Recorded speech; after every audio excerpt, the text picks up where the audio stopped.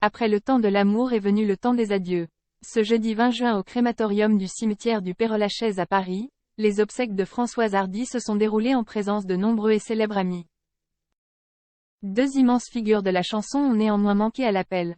Françoise Hardy n'aimait pas la lumière. Du moins, elle n'aimait pas se retrouver sur scène, cible de toutes les attentions. Ce jeudi 20 juin pourtant, elle était bien malgré elle présente dans toutes les pensées.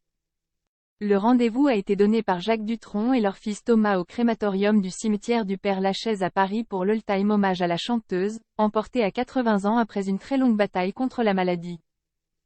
Si son ex Jean-Marie Perrier a indiqué être content pour elle et qu'il souhaitait plus que jamais que son calvaire prenne fin, la peine provoquée par l'absence est immense. Pour accompagner comme il se doit Françoise Hardy dans son dernier voyage, de nombreuses célébrités se sont déplacées. On comptait notamment Brigitte Macron, la ministre de la Culture, Rachida Dati, François Ozon et la comédienne Marine Vact non loin de Nadine Trintignant et Dominique Besnéard.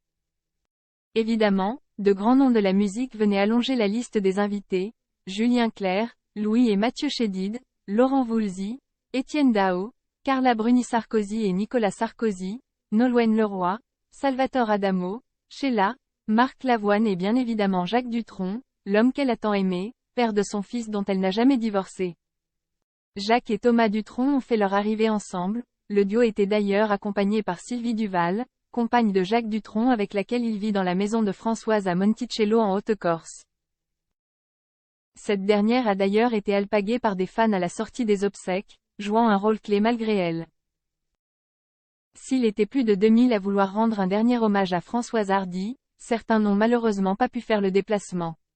Alain Souchon et Véronique Sanson remarqués par leur absence. Comme l'a indiqué Le Parisien dans son édition du 21 juin, au lendemain de la cérémonie, des stars du milieu de la musique française n'ont pas pu faire le déplacement.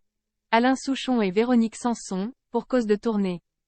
Les deux artistes ont donc manqué l'arrivée du corbillard duquel sont sortis Thomas Dutronc et son père Jacques. C'est d'ailleurs sous les applaudissements du public que la voiture a fait son entrée. À l'intérieur de la coupole du crématorium, 4 grandes photos étaient installées, 3 d'entre elles signées Jean-Marie Perrier. À l'image de ce que voulait Françoise Hardy pour la cérémonie, aucun office religieux et encore moins de discours.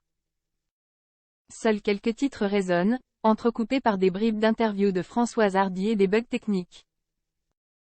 C'est la chanson Message personnel qui a été choisie pour accompagner la crémation. Que ceux qui l'aiment se rassurent, ils pourront un jour ou l'autre la retrouver.